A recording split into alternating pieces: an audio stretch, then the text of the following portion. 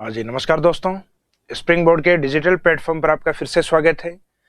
आज स्टार्ट करेंगे हम राजस्थान का जो फिजिकल डिवीजन का टॉपिक है, जिसका एक पोर्शन आपको करवा दिया है, नॉर्थ वेस्ट डेजर्ट वाला पार्ट। उसी के आगे का पार्ट जो कि हम अरावली रेंज या अरावली माउंटेन के रूप में लेंगे। तो इसके अंदर जो अरावली है, इसमें सबसे पहला पॉइंट आता है इसका जो निर्माण काल या formation time period of Aravalli. तो उसमें अपना आंसर रहना चाहिए प्री कैम्ब्रियन टाइम पीरियड, यानी अरावली का जो निर्माण काल है, ये कहा जाता है कि विश्व के अंदर जितनी भी पर्वतमालाएं बनी हैं उनमें सबसे एंशिएंट या ओल्डेस्ट माउंटेन के रूप में माना जाता है। तो इसके टाइम पीरियड में जो आपको टाइम बताना होता है, यानी जनरली फैक्चुअल में पूछा जाए तो आंसर रहता है कि अरावली का जो निर्माण काल है प्री कैम्ब्रियन काल है। इसी के साथ जो पॉइंट अपने को मेंशन करने होते हैं कि Aravalli is a ancient mountain और ओल्डेस्ट माउंटेन, ये टाइम पीरियड के अकॉर्डिंग बोला जाता है। नेक्स्ट है इसका जो फॉर्मेशन प्रोसेस है, यानी इसके जो निर्माण की प्रक्रिया है, उसके अकॉर्डिंग इसको एक फोल्डेड माउंटेन के रूप में।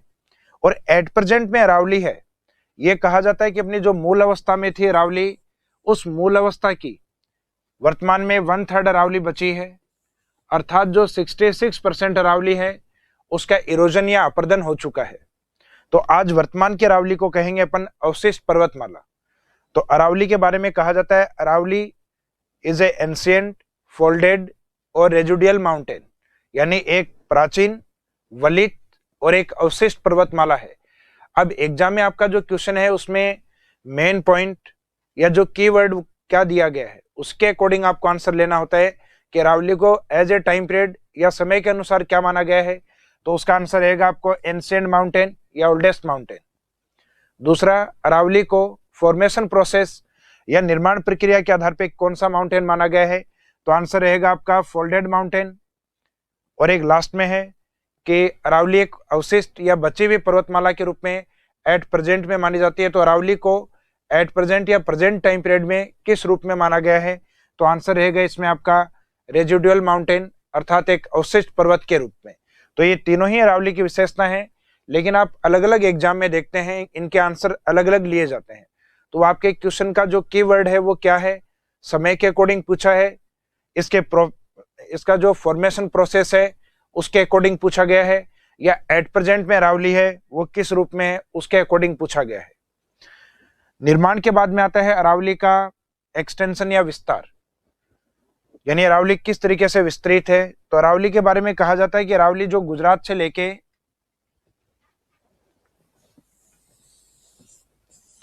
और दिल्ली तक विस्तृत है, उस दौरान जो मैक्सिमम एरिया वो राजस्थान का कवर करती है। तो इसका जो एरिया लिया जाता है टोटल लेंथ वाइज वो 692 किलोमीटर, जिसकी शुरुआत होती है गुजरात में। लोकेशन आती है खेड़ बर्मा,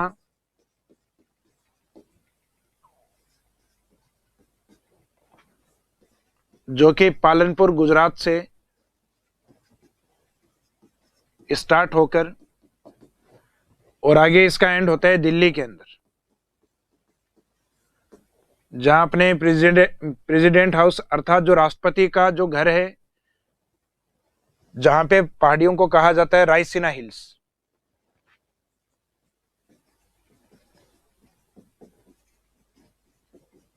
और गुजरात में जिस एरिया से स्टार्ट होती है खेड़ बर्मा, इन्हीं के पास में एक लोकेशन आती है गिर, जहां के विश्व भर में लोइन प्रसिद्ध हैं, शेर प्रसिद्ध हैं।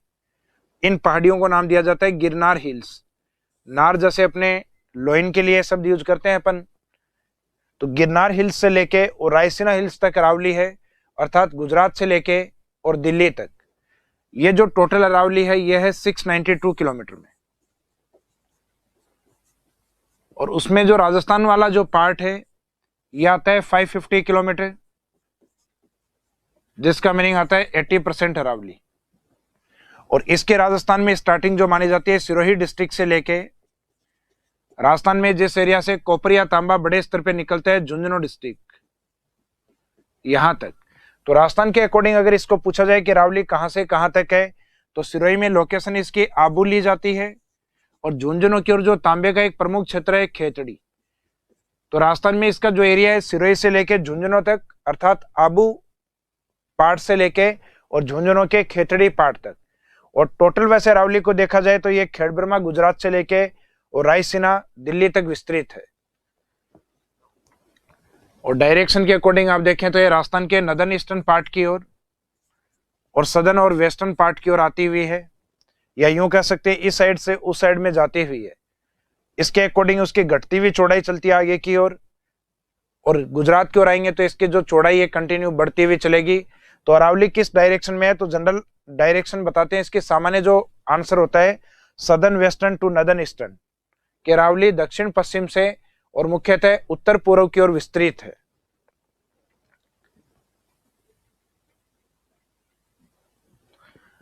तो अरावली के बारे में या इसके एक्सटेंशन के बारे में अगर टोटल लेंथ पूछी जाए तो आंसर रहेगा 692 किलोमीटर। अरावली की कंडीशनल लेंथ यानी length in Rajasthan state, Rajasthan में इसकी लंबाई कितनी है, जैसा कि आपको बताया लेंथ वाइज 550 और टोटल अरावली का 80% राजस्थान के अंदर है। और average height of Aravalli, Aravalli की जो औसत ऊंचाई है, ये डेटा भी जनरली एग्जाम में पूछ लिया जाता है। तो अरावली की एवरेज हाइट है। बाकी अपने अदर जो फिजिकल डिवीजन है उनमें सबसे ऊपर पार्ट यही है। ये जनरली सभी को ध्यान है कि जो माउंटेन एरिया या जो पर्वतीय भाग होते हैं वो अन्य फिजिकल डिवीजन की तुलना में अधिक ऊपर होते हैं। तो अरावली की जो एवरेज हाइट है वो अदर किसी भी फिजिकल डिवीजन की नहीं होगी।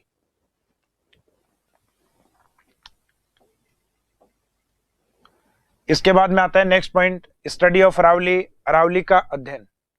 तो जनरली हमारे जो अरावली माउंटेन है राजस्थान के अंदर, अर्थात जो सिरोही से लेकर झुंझुनू तक, या यूं कह सकते हैं झुंझुनू से सिरोही तक, उस अरावली को अगर हम अध्ययन करें तो उसको 3 भागों में अपन बांट सकते हैं। अब वो 3 भाग उसके कौन कौन से हैं, जैसे अरावली का ये जो पार्ट है राजस्थान वाला, अर्थात ये झुंझुनू से लेकर नीचे वाला पार्ट है ये सिरोही तक। इसमें बीच में 2 पॉइंट लिए जाएंगे, एक पॉइंट रहेगा यहाँ पे जयपुर में और एक पॉइंट रहेगा इसका राजसमंद। झुंझुनू से और जयपुर के मध्य की जो अरावली है इसको कहा जाता है नदर्न अरावली या उत्तरी अरावली।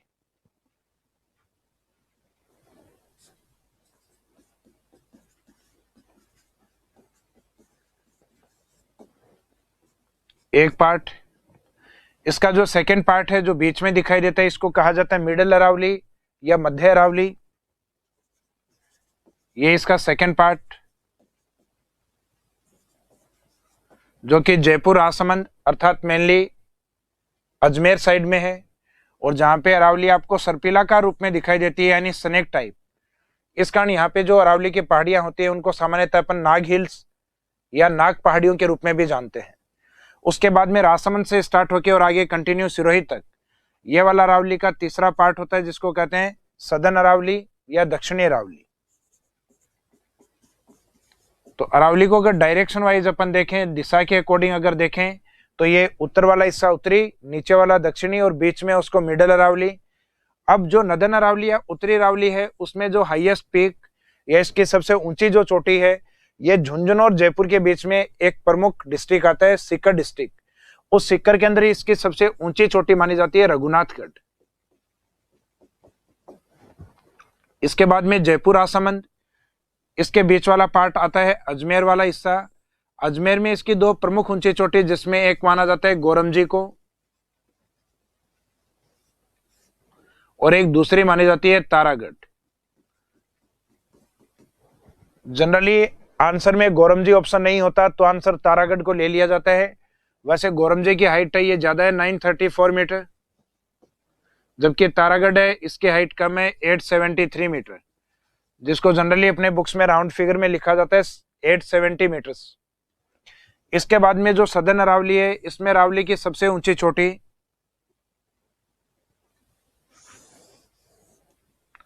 जिसका नाम है गुरु शिखर। गुरु का मीनिंग जो ऊंचा होता है, जिसका दर्जा ऊंचा होता है, शिखर यानी माउंटेन। तो राजस्थान में जो गुरु शिखर है, या कर्नल जेम्स टोड ने जिसको संतों का शिखर कहा,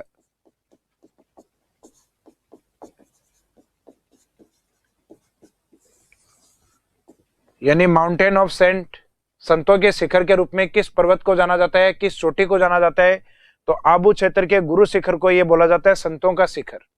तो राजस्थान में सबसे ऊंची चोटी है गुरु शिखर, जो कि सिरोही में 1722 मीटर की हाइट पे है, यानी 1722 मीटर्स की हाइट के ऊपर है।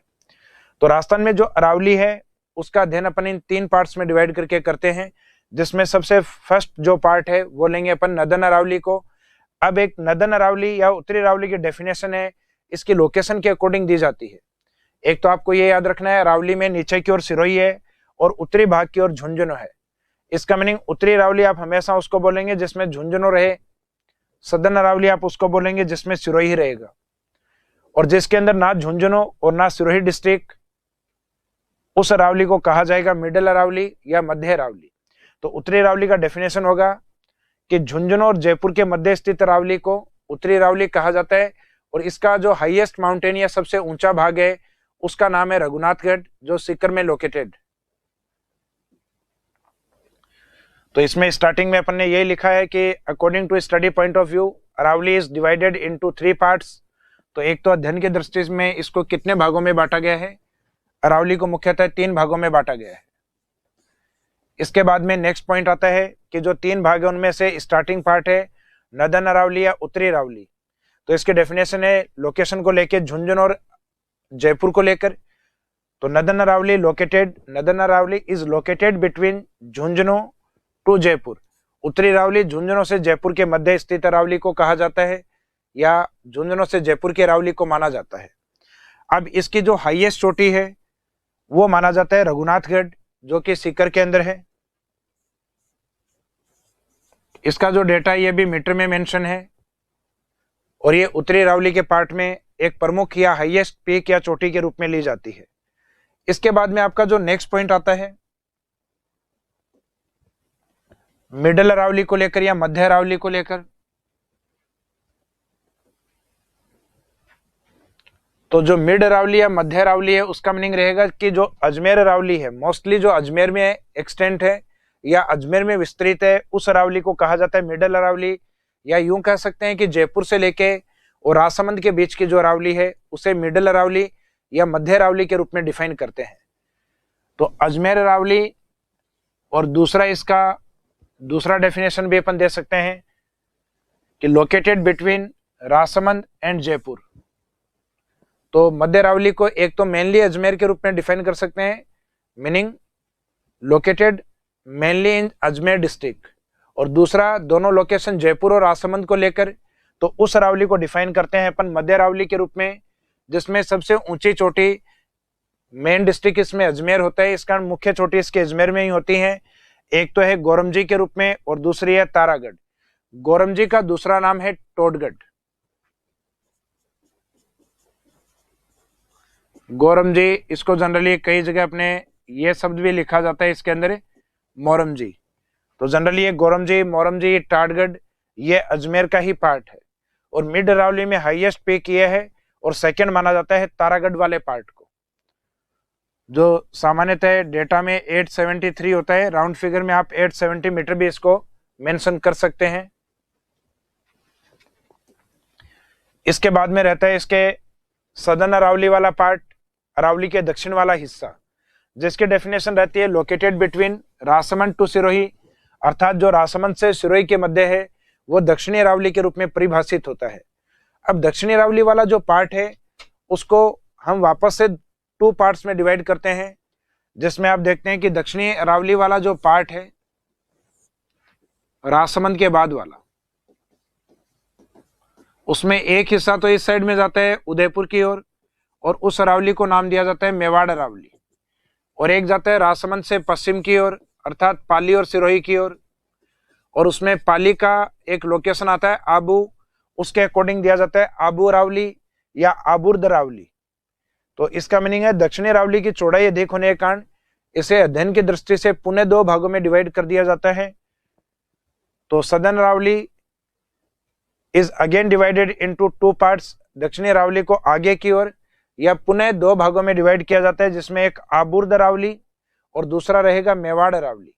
आबुर्द अरावली में ऊंचा हिस्सा, जो इसका जो हाईएस्ट पीक या सबसे ऊंची चोटी है या सबसे ऊंचा भाग है वो गुरु शिखरी रहेगा, और इसका जो मेन एरिया रहेगा ये सिरोही की ओर, और दूसरा डिस्ट्रिक्ट है इसमें मुख्यतः पाली डिस्ट्रिक्ट। इसके बाद में जो दूसरा पार्ट है मेवाड़ अरावली वाला पार्ट, मेवाड़ अरावली का जो पार्ट है ये मेनली उदयपुर और उसके बाद में दूसरा डिस्ट्रिक्ट लिया जाता है राजसमंद को, और इसमें जो हाईएस्ट पीक या सबसे ऊंची चोटी है वो लिया जाएगा जरगा को, जो कि उदयपुर में स्थित है। तो यहाँ पे एक तो क्वेश्चन ये आता है कि सदर्न अरावली की हाईएस्ट पीक कौन सी है, तो हाईएस्ट पीक गुरु शिखर है। लेकिन मेवाड़ अरावली का हाईएस्ट पीक कौन सा है? मेवाड़ अरावली का मीनिंग है उदयपुर, चित्तौड़, राजसमंद या भीलवाड़ा डिस्ट्रिक्ट की ओर, तो इसमें आंसर माना जाता है उदयपुर। उदयपुर की ओर जरगा जो माउंटेन है वो मेवाड़ अरावली में हाईएस्ट पीक के रूप में आंसर में ली जाती है। इसके बाद अरावली के अंदर जो मेन इंपॉर्टेंट पॉइंट हैं, जो प्रीलिम्स और मेंस के अकॉर्डिंग, दोनों के अकॉर्डिंग इंपॉर्टेंट पॉइंट है, वो है इसके हाईएस्ट पीक, यानी इसकी सबसे ऊंची चोटियां। अगर आरएस मेंस में इस तरीके के क्वेश्चन को अप्लाई किया जाता है तो उसमें राजस्थान की सबसे ऊंची चोटियों के क्रम पूछ सकते हैं, डिक्लाइन ऑर्डर या अवरोही क्रम में या बढ़ते हुए क्रम में अर्थात आरोही क्रम में, असेंडिंग ऑर्डर या डिसेंडिंग ऑर्डर। तो अरावली की सबसे ऊंची जो चोटियां हैं उनको कुछ ट्रिक्स में आपको याद रखना है। जैसे स्टार्टिंग की जो 5 ऊंची चोटी हैं उनमें ट्रिक्स आपको याद रखनी है। गुरु से दिल से जरा आस रखो, गुरु से दिल से जरा आस। अब इसका मीनिंग है, गुरु का मीनिंग गुरु शिखर, से का मीनिंग शेर, दिल का मीनिंग रहेगा देलवाड़ा, जरा का मीनिंग जरगा और आस का मीनिंग ऐसे रहेगा अचलगढ़।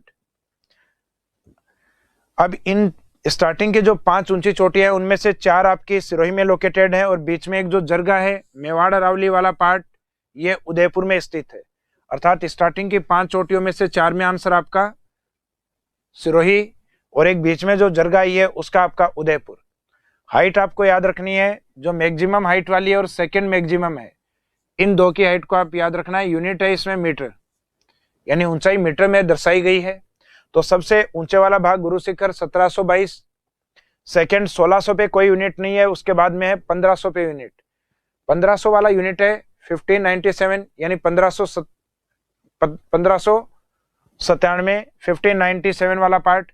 उसके बाद में 1400 के ऊपर 2 डिजिट, जिसमें एक है 1442 और दूसरा है 1431, यानी 1431 और 1442। उसके बाद का जो डेटा है 1400 से नीचे 1300 पे, उसके बाद में 1200 पे, फिर 1100 पे नहीं होके 1000 के ऊपर। तो डेटाज को इस तरीके से अगर आप याद कर सकते हैं कि इसमें स्टार्टिंग डिजिट कौन सा है, 17, 15, 2 फिर है 14 के, तो जल्दी आपको याद होंगे। वैसे हाइट आपको मैक्सिमम वाली 2 ही याद रखनी है, यानी फैक्ट के रूप में। बाकी आपको ये ट्रिक्स के अकॉर्डिंग इनका नीचे की और सीरियल आपको याद रखना है। तो गुरु से दिल से जरा आस, उसके बाद में कुछ प्रमुख चोटियां और भी बच जाती हैं जिनको हम अलग ट्रिक्स में कवर करेंगे, और उसमें अपना ट्रिक्स रहेगा कुंभा रघुनाथ ऋषि। कुंभा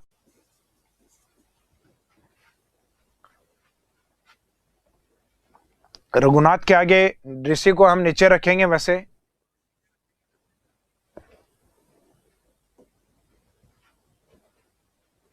रघुनाथ ऋषि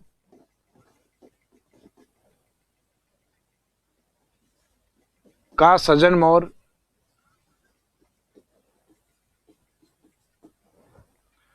खोर में एक साथ रहेगा आपका 7 बोली रोज बोले।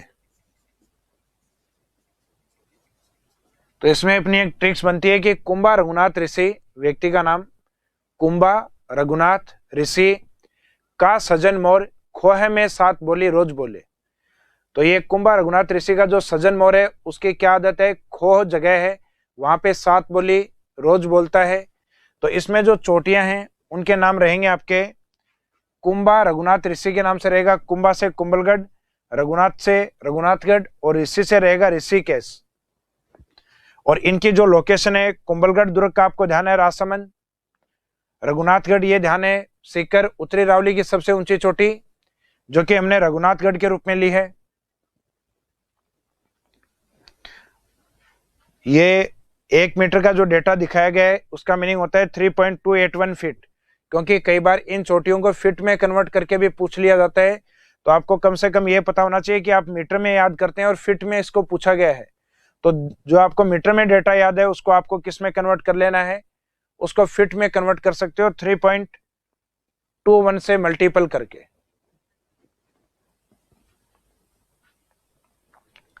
इसके बाद में जो ऋषिकेश वाला पार्ट है, तो राजस्थान के अंदर संतों का शिखर गुरु शिखर को कहा जाता है। जहां संत हैं वहीं ऋषि हैं, अर्थात ये भी आपके सिरोही डिस्ट्रिक्ट में। उसके बाद में कमलनाथ, तो कमल का जो फूल होता है सामान्यतः नमी वाले क्षेत्रों में, झील वाले क्षेत्रों में अधिक होता है। राजस्थान में झीलें सर्वाधिक कहां पर हैं? उदयपुर। तो इस कारण ये जो कमलनाथ वाली जो ऊंची चोटी है ये उदयपुर की ओर। उसके बाद सज्जनगढ़, तो सज्जनगढ़ है, इस नाम से सेंचुरी भी है उदयपुर में, तो ये पार्ट भी आपका उदयपुर। उसके बाद में आता है मोरमजी या गोरमजी, ये आता है अजमेर के पार्ट में। फिर एक खो वाला पार्ट है अपने जयपुर के अंदर।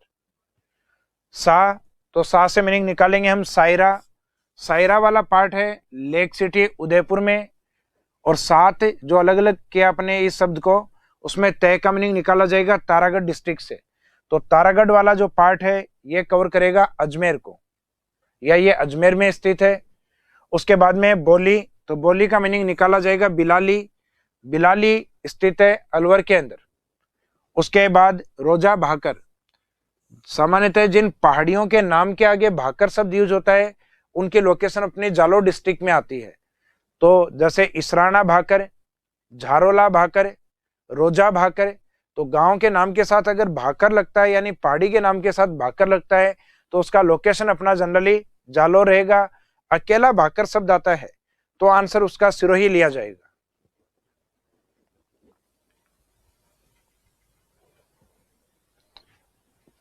इसके बाद में नेक्स्ट पॉइंट आता है major passes of Aravalli. Aravalli के जो प्रमुख दरें हैं उनके बारे में। दरों का सामान्यतः मीनिंग क्या होता है कि जो माउंटेन्स या जो हिल्स पार्ट्स होते हैं उनके बीच में ये जो नैरो गैप होते हैं या जो नैरो पथ होते हैं उनको लिया जाता है। जो नीचे रास्ते होते हैं जो दोनों ओर की लोकेशन को कनेक्ट करते हैं पहाड़ों के एक साइड से और दूसरी साइड जाने की ओर। इस पे एक हॉलीवुड जो अपने बॉलीवुड की एक मूवी भी बनी हुई है, मांझी ए माउंटेन मैन। बिहार के एक व्यक्ति जिसने अपने गांव और जो टाउन एरिया था यानी कस्बा वाला क्षेत्र था उसको जोड़ने के लिए एक पहाड़ को तोड़ के नीचा किया था। तो उसके ऊपर एक मूवी है मांझी ए माउंटेन मैन। तो सामान्यतः पहाड़ों के बीच में जो नीचे रास्ते तैयार किए जाते हैं जिनका निर्माण कृत्रिम रूप से यानी आर्टिफिशियल तरीके से उनको काट के किया जा सकता है, या इस प्रकार के गैप अपने को नेचुरल या प्राकृतिक रूप से भी प्राप्त हो सकते हैं। तो इन गैप को अपन नाम क्या देते हैं? इन्हें पासेज कहा जाता है। इनको तिब्बत की लैंग्वेज में हम ये भी बोलते हैं LAA अर्थात ला। हिमालय के बहुत सारे पासेज हैं जिनमें यह शब्द लगता है, जोजिला, नाथुला, बोमडीला, सिपकीला। तो एक तो इसका डेफिनेशन आपको याद रखना है, a low and narrow path between two hills, यानी दो पहाड़ियों के बीच में एक नीचा और तंग रास्ता जो कि दो और के स्थानों को कनेक्ट करता है उसको क्या बोला जाता है? नाल। राजस्थान में मोस्ट ऑफ जो नाल हैं वो राजसमंद डिस्ट्रिक्ट में स्थित है, अर्थात राजसमंद जो क्षेत्र है उसमें आसपास के गांव में जाने के लिए पहाड़ियों को अधिक क्रॉस करके जाना होता है। अर्थात सबसे ज्यादा जो नाल बनी हुई हैं वो राजस्थान में अरावली के अंदर राजसमंद डिस्ट्रिक्ट में स्थित है। तो इसमें आपको एक डिस्ट्रिक्ट को याद रखना है, राजसमंद। इसके बाद में हम देखते हैं राजस्थान में जो प्रमुख नाल है वो कौन कौन सी हैं। तो राजस्थान के मैप के अंदर अगर देखा जाए तो राजस्थान का जो दक्षिणी भाग है उस साइड में प्रमुख डिस्ट्रिक्ट आता है उदयपुर। उदयपुर के ऊपर की ओर आता है राजसमंद। राजसमंद के पश्चिम की ओर जाओगे तो पाली, और इससे इसके इस साइड में जाओगे तो आंसर रहेगा आपका अजमेर। तो जो उदयपुर वाला पार्ट है इसमें कुछ विशेष प्रकार की नाल आपकी उपस्थित हैं, जैसे कि एक तो आती है केवड़ा की नाल,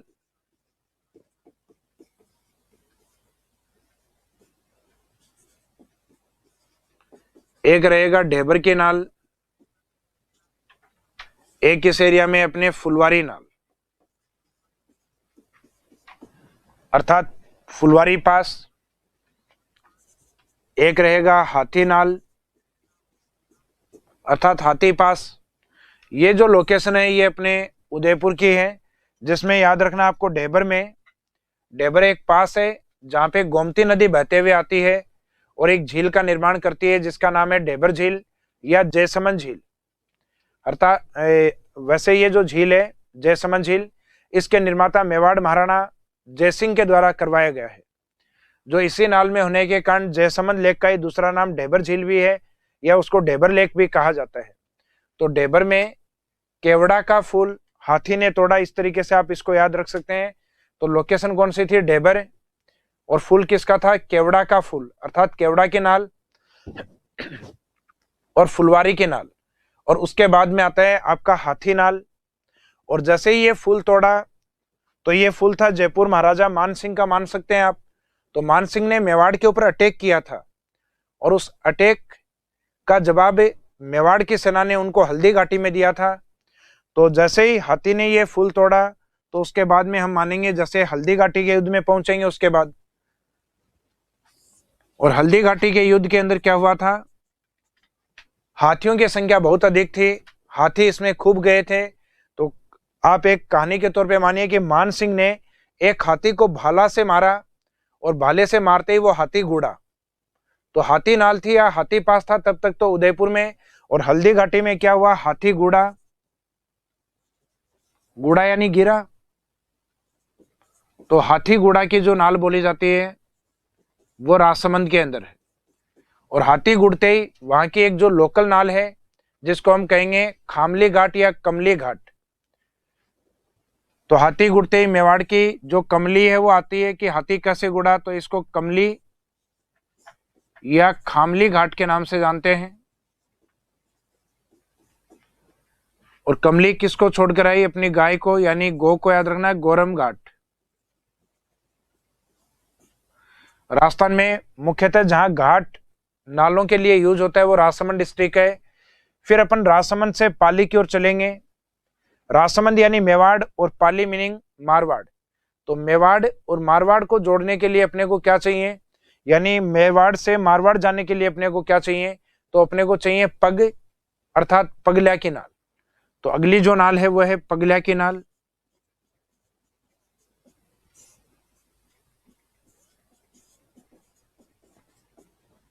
पगल्या की नाल का एक दूसरा नाम है झीलवा की नाल।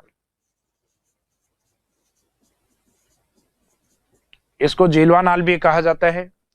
यहां से जैसे ही हम पाली पहुंचेंगे झीलवा नाल के माध्यम से, अर्थात झीलवा नाल दोनों के बीच में आती है, राजसमंद और पाली के बीच। तो इसके अंदर हम मेंशन करते हैं पाली और राजसमंद। और इससे हम जैसे ही मारवाड़ की ओर पहुंचेंगे पाली की ओर, तो वहां पाली की एक लोकल नाल देखते हैं, वहां की स्थानीय नाल जिसका नाम है देसुरी नाल। तो देसुरी नाल is located in Pali district. फिर पाली से अपन अजमेर की ओर जाते हैं। तो पाली से अजमेर में एंट्री करते हैं तो सबसे पहले आता है ब्यावर वाला पार्ट, या ब्यावर से अपन पाली की ओर एंट्री करते हैं तो पाली में सबसे पहली लोकेशन आती है बर। तो उसके अकॉर्डिंग जो नेक्स्ट नाल आती है बर नाल, जो कि पाली के बर को और अजमेर के ब्यावर से कनेक्ट करती है। तो इसमें एक क्वेश्चन इस तरीके से पूछा जाता है, पाली और अजमेर को अटैच करने वाली या जोड़ने वाली नाल कौन सी है? तो उसमें आपका आंसर रहेगा बरनाल। जैसे ही अपन बरनाल से अजमेर पहुंचे तो अजमेर में यहाँ की कुछ लोकल नाल हैं जिनको आपको याद रखना है। सूरा नाल और एक दूसरी है परवारिया नाल। तो परवारिया की नाल अजमेर एंड सूरा नाल, ये अजमेर। उससे पहले पाली में थे बरनाल। बरनाल हालांकि पाली और अजमेर को कनेक्ट करती है लेकिन मेनली पाली में स्थित है, क्योंकि ये जो बर जो लोकेशन आती है किसके अंदर है? पाली के अंदर। और इससे पहले देसुरी नाल पाली में। राजसमंद की कुछ प्रमुख नाल थी हाथी गुड़ा। अगर केवल हाथी नाल है तब आंसर रहेगा उदयपुर। और उस बैटल या युद्ध या हल्दी घाटी में आया हाथी, क्या हुआ था युद्ध में? गुड़ा। तो हाथी गुड़ा कहाँ पे? राजसमंद हल्दी घाटी में। और हाथी गुड़ते ही कौन भाग कर आई? कमली। तो उससे याद रखना कमली या खामली। और किसको छोड़ के? अपनी गाय को। तो इसको कहेंगे गो रम घाट। और एक जो मेवाड़ और मारवाड़ को जोड़ने वाला पास है पगल्या की नाल या झीलवा की नाल, जो कि पाली और राजसमंद के मध्य स्थित है। उसके बाद में स्टार्टिंग में आपको जो उदयपुर वाली नाल बताई थी उनको आपको याद रखना है। राजस्थान में मैक्सिमम जो नाल या पासेज हैं वो आपको राजसमंद की ओर याद रखने हैं। और राजस्थान में उदयपुर की जो एक नाल आती है फुलवारी की नाल, इससे संबंधित कुछ प्रमुख नदियां आती हैं। ये इसमें कुछ प्रमुख नदियां बहती हैं जिनके नाम है सोम, मानसी एंड वाकल रिवर, अर्थात वाकल नदियां। इसके बाद नेक्स्ट पॉइंट है मेजर प्लेट्यू ऑफ अरावली, या यूं कह सकते हैं important plateau of Aravalli. Aravalli के महत्वपूर्ण या जो प्रमुख पठार हैं वो कौन कौन से हैं, तो उन पठारों में अपन चलेंगे। एक तो राजस्थान के जो हाईएस्ट प्लेट्यू या सबसे ऊंचे पठार है उसके रूप में उड़िया प्लेट्यू। तो उड़िया प्लेट्यू है ये राजस्थान में अरावली का जो सदर्न पार्ट है उसके अंदर स्थित है, यानी सिरोही के अंदर स्थित है, और जिसकी हाइट गुरु शिखर जो ब्लॉक है, अर्थात गुरु शिखर जो पठार है गुरु शिखर चोटी के रूप में, वैसे आबू ब्लॉक है, आबू ब्लॉक वाला जो पार्ट है उसके अंदर आपका आबू पठार माना जाता है, उसी के पास में ये पठार है। हालांकि जो आबू ब्लॉक या आबू पठार या जिसको आमतौर पे अपन आबू पर्वत कहते हैं, उस आबू पर्वत से ये जो उड़िया प्लेट्यू वाला पार्ट है ये 160 मीटर और अधिक हाइट पे है। इसका मीनिंग आबू माउंटेन या आबू पर्वत कितनी हाइट पर है, 1200 मीटर। बोलने को इसमें आबू माउंटेन बोलते हैं इसको, लेकिन आबू एक ब्लॉक के रूप में है, ये एक प्लेट्यू या पठार के रूप में है। तो इसमें रहेगा आपका Uriya plateau located in southern Aravalli in Sirohi district, अर्थात ये दक्षिणी अरावली का पार्ट है। राजसमंद से लेकर और आगे की अरावली सदर्न अरावली के रूप में होती है, और इसका मीनिंग है राजसमंद उदयपुर सिरोही वाले पोर्शन में काउंट होता है। यह दक्षिणी अरावली में स्थित है और इसका हाइट आपको मेंशन करना है क्योंकि राजस्थान के हाईएस्ट माउंटेन प्लेट्यू के रूप में इसको माना जाता है। माउंटेन भी इसी के पास में, राजस्थान का जो हाईएस्ट माउंटेन पीक है, सबसे ऊंची पर्वतीय चोटी है गुरु शिखर। उड़िया पठार की ऊंचाई है वो 1360 मीटर है, और इसकी हाइट को लेके एक इंपॉर्टेंस है, ये राजस्थान की सबसे ऊंची चोटी एक पठार के रूप में मानी जाती है कि राजस्थान का सबसे ऊंचा पठार या पठार की सबसे ऊंची चोटी है जिसका नाम क्या है, उड़िया प्लेट्यू या उड़िया पठार। तो it is the highest plateau of Rajasthan, यह है राजस्थान का सबसे ऊंचा पठार। तो राजस्थान में हाइट के अकॉर्डिंग या तो प्लेट्यू पूछा जाए या माउंटेन पीक पूछी जाए, पर्वत चोटी पूछी जाए, दोनों का आंसर आपका सिरोही में रहेगा। माउंटेन में हाईएस्ट पार्ट रहता है गुरु शिखर वाला पार्ट, और प्लेट्यू में रहता है Odia plateau.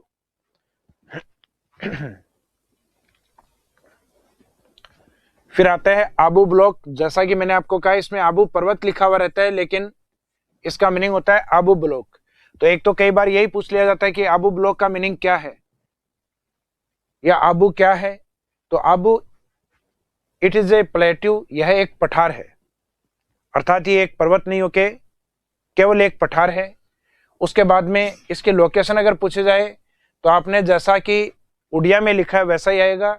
Abu block located in southern Aravalli in Sirohi district, यह दक्षिणी अरावली में सिरोही में स्थित पठार है। और आबू ब्लॉक को एग्जाम्पल माना गया है बैथोलिथ स्ट्रक्चर का, यानी जो बैथोलिथ संरचनाएं होती हैं उनका। बैथोलिथ संरचना जनरली ज्वालामुखी जो उद्गार होते हैं, यानी जो वोल्केनो होती है, उस ज्वालामुखी के नीचे की ओर जो मैग्मा का जमाव एक डोम शेप में होता है, एक गुंबद के रूप में होता है। ज्वालामुखी के अंदर की ओर जब जो मैग्मा है वो डोम शेप में जमा रहता है, यानी गुंबदाकार आकृति में जमा रहता है, तो उस गुंबदाकार आकृति को कहा जाता है बैथोलिथ। तो उसी तरीके से कहा जाता है कि ज्वालामुखी जो लावे का जमाव है वो एक डोम शेप में हुआ है, गुंबद आकृति में हुआ है। इस कारण आबू ब्लॉक या आबू पर्वत को नाम दिया जाता है बैथोलिथ स्ट्रक्चर या गुंबदाकार संरचना।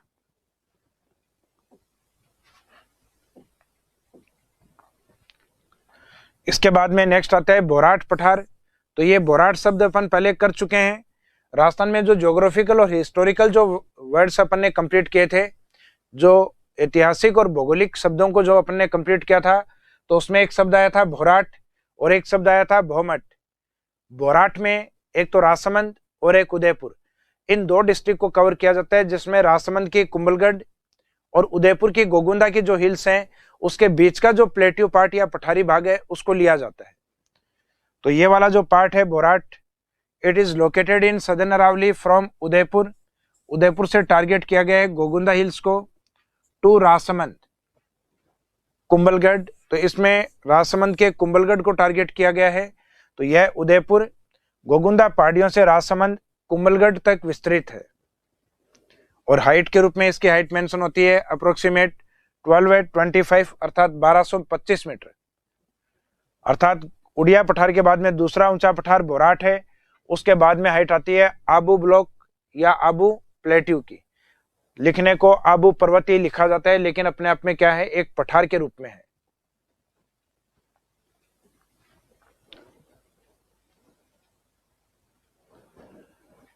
इसके बाद में आता है नेक्स्ट भोमट। तो भोमट भी आपको पहले करवाया हुआ है। भोमट है, इट इज ए प्लेट्यू और हिल्स एरिया भी अपन इसको बोल सकते हैं। तो अभी पठार के रूप में इसको लिया है। तो it is a plateau located between Udaipur to Dungarpur. ये एक पठारी भाग है जो उदयपुर और डूंगरपुर के मध्य स्थित है। Bhil tribe most found in this region. इस क्षेत्र में मुख्यतः भील जनजाति पाई जाती है। ये उदयपुर और डूंगरपुर वाला पार्ट है। इस एरिया में मिलने वाली जो मेन ट्राइब है या जो जनजाति है वो भील जनजाति है। इसके बाद में आता है लसाड़िया प्लेट्यू। लसाड़िया प्लेट्यू के बारे में एक लाइन आती है कि जो उदयपुर की जयसमंद लेक है, यानी जो जयसमंद झील है, उस जयसमंद झील का जो ईस्टर्न पार्ट है जो कि बैडलैंड प्लेट्यू या उबड़ खाबड़ पठार के रूप में है, इस उबड़ खाबड़ पठार को नाम क्या दिया जाता है, लसाड़िया प्लेट्यू। तो this plateau is located eastern या east of Jaisamand lake in southern Aravalli. यानी दक्षिणी अरावली में उदयपुर की जयसमंद झील के पूर्व का जो उबड़ खाबड़ या जो बैडलैंड प्लेट्यू या उत्खात पठार जो है, उस पठार को नाम दिया गया है लसाड़िया पठार।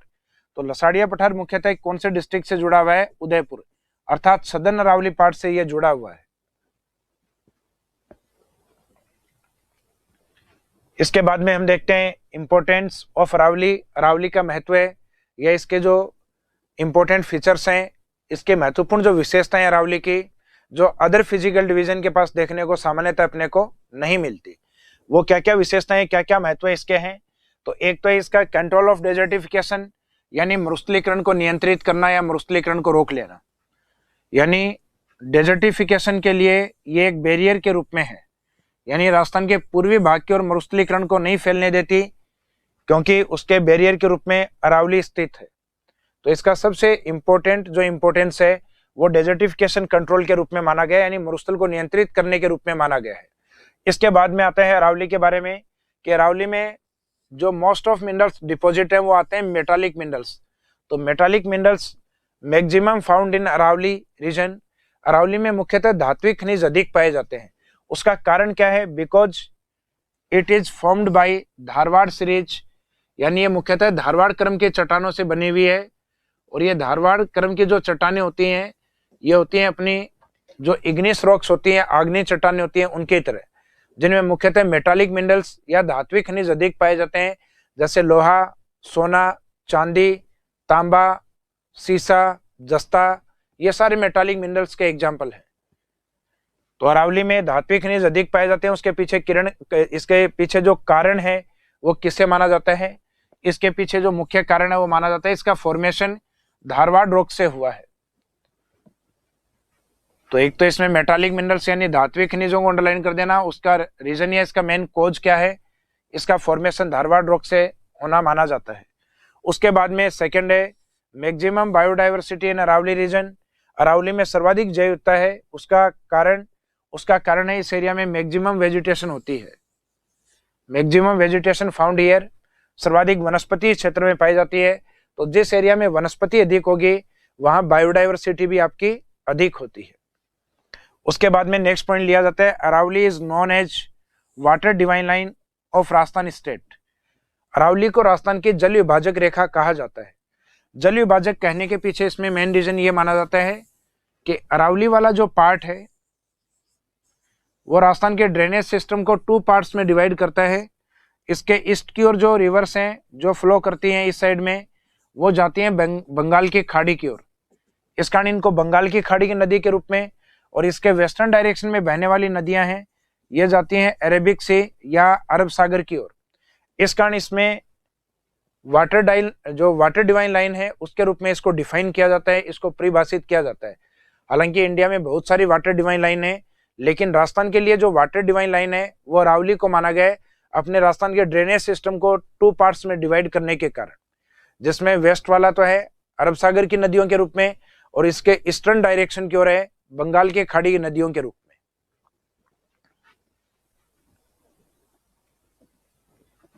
इसके बाद में आता है नेक्स्ट पॉइंट कि most of rivers of Rajasthan state origin from Aravalli, यानी राजस्थान की जो अधिकांशतः नदियां हैं वो अरावली से ओरिजिन होती हैं। न केवल राजस्थान जबकि विश्व की अधिकांशतः नदियों का उद्गम माउंटेन एरिया से ही होता है, लेकिन कंप्लीटली जो रिवर है वो अरावली से नहीं आती। तो अपने ऑब्जेक्टिव टाइप में इस प्रकार का क्वेश्चन आता है जिसमें अरावली की विशेषताएं लिखी हुई होती हैं, और उनमें से कई बार ऐसी विशेषताएं जो गलत लिखी हुई होती है। जैसे पहले एग्जाम में पूछा भी गया है कि राजस्थान की सभी नदियों का उद्गम अरावली से होता है, तो ये जो स्टेटमेंट या कथन था ये गलत था। राजस्थान में अधिकांश नदियों का उद्गम अरावली से होता है, मोस्ट ऑफ रिवर्स अरावली से आती हैं, लेकिन कंप्लीटली जो रिवर है वो अरावली से नहीं आती। यानी राजस्थान की कुछ प्रमुख बड़ी नदियां जैसे माही रिवर, चंबल रिवर, ये भी विंध्यन माउंटेन की रिवर्स मानी जाती हैं। ये बड़ी नदियां भी अरावली की नदियां नहीं मानी जाती। इसके बाद में नेक्स्ट आता है Aravalli is known as shelter of tribe. Aravalli को जनजातियों की शरण स्थली के रूप में जानते हैं। मुख्यतः जो जनजातियां हैं उदयपुर की ओर, सिरोही की ओर, या राजस्थान में जयपुर दौसा ये वाला पार्ट, तो सामान्यतः जनजातियां हैं वो इसी एरिया में रहती हैं, ट्राइबल एरियाज के अंदर, जहां मुख्यतः अरावली फैली हुई है। तो मुख्यतः इसको जनजातियों की शरण स्थली के रूप में भी डिफाइन करते हैं, परिभाषित करते हैं। इसके बाद में आता है अपना कि Aravalli is known as motherland of ancient civilization and modern urban civilization. अर्थात अरावली जो है उससे अधिकांशतः नदियों का उद्गम होने के कारण अधिकांशतः जो एंशिएंट या जो ओल्डेस्ट आपकी सिविलाइजेशन है, प्राचीन सभ्यताएं हैं, उनका निर्माण अरावली के पास या अरावली के अंदर ही हुआ है। यानी इसके जो कवर्ड जो एरियाज हैं उनके अंदर, जिसमें एक तो जयपुर सिटी है जो अरावली के पास में है, एक अजमेर सिटी जो अरावली के बीच में है, और एक उदयपुर सिटी। अर्थात राजस्थान के जो मेन सिटी या जो मेन शहर हैं ये अरावली के अंदर ही बसे हुए हैं। तो अरावली के डायग्राम में आप देखते हैं तो ऊपर वाले हिस्से में यहाँ जयपुर सिटी है, मिडल वाले एरिया में अजमेर सिटी है, और नीचे वाले में है उदयपुर। तो ये अर्बन सिविलाइजेशन है या जो मॉडर्न सिविलाइजेशन है वो इसके अंदर पनपी है। और इससे पहले की जो सिविलाइजेशन है यानी जो ओल्डेस्ट या एंशिएंट सिविलाइजेशन है, जिसमें उदयपुर की अपन कहते हैं कि यहाँ की आयड़ सभ्यता है, राजसमंद के आसपास गिलुंड है, जयपुर के आसपास बैराट है, जयपुर से ऊपर की ओर चलेंगे सीकर की ओर गणेश्वर है। तो ये एंशिएंट सिविलाइजेशन है, ये भी अरावली के अंदर ही ओरिजिन हुआ है उनका। इसलिए अपन प्राचीन सभ्यताओं और नवीन नगरीय सभ्यताओं की जननी के रूप में अरावली को मानते हैं। इसके बाद में famous tourism point in Aravalli, Aravalli के कुछ प्रमुख पर्यटन बिंदु हैं, जिसमें अपना जयपुर सिटी, अजमेर सिटी, अजमेर के अंदर ही एक और आता है पुष्कर पाट, राजस्थान का जो हिल स्टेशन है एकमात्र माउंट आबू, ये भी अरावली के पास स्थित है। तो अरावली के इंपोर्टेंस के तौर पे बहुत सारे इंपोर्टेंस हैं जो हमने कवर किए हैं जनरली एग्जाम में, जिसमें डिस्क्रिप्टिव या लिखना होता है, उसमें बड़े क्वेश्चन के रूप में पूछा जा सकता है कि इंपोर्टेंस ऑफ अरावली क्या है। तो इंपोर्टेंस ऑफ अरावली आपको अलग अलग पॉइंट्स के अकॉर्डिंग लेना होगा। बायोडाइवर्सिटी के अकॉर्डिंग क्या इंपोर्टेंस है, रिवर्स के अकॉर्डिंग अरावली का क्या इंपोर्टेंस है, एंशिएंट सिविलाइजेशन है उसको लेकर किस प्रकार का अरावली के जो इंपोर्टेंस क्या है, मिनरल्स को लेके अरावली का इंपोर्टेंस क्या है। तो इन सभी पॉइंट्स को अपन ने इसमें कवर किया है। इसके बाद में आता है अरावली या राजस्थान की जो महत्वपूर्ण या जो प्रमुख पहाड़ियां आती हैं। तो अरावली की जो महत्वपूर्ण या जो प्रमुख पहाड़ियां हैं इनको हम अपनी जो नेक्स्ट क्लास होगी उसमें कवर करेंगे, क्योंकि इन पहाड़ियों से जो क्वेश्चन अप्लाई होते हैं उसमें पहाड़ी का नाम और उसकी लोकेशन एग्जाम में पूछी जाती है।